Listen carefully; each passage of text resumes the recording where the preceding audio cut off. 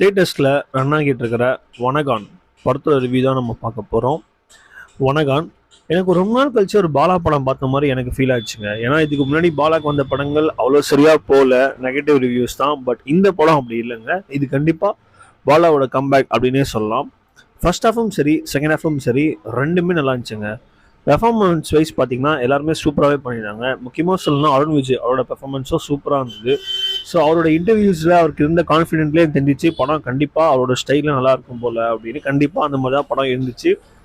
Background ஸ்கோராக இருக்கட்டும், படத்தில் வர சாங்ஸாக இருக்கட்டும், இந்த படத்துக்கு என்ன தேவையோ என்ன பண்ணணுமோ அதை கரெக்டாக பண்ணியிருக்காங்க.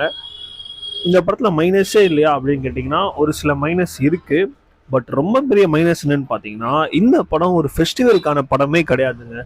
இது ஒரு நார்மல் டேஸில் இந்த படத்தை ரிலீஸ் பண்ணியிருக்கலாம். பட் இந்த பொங்கல் ஃபெஸ்டிவல் மூடுக்கு ஆடியன்ஸ் எல்லாமே இந்த படத்துக்கு போவாங்களா அப்படின்றது எனக்கு தெரியல.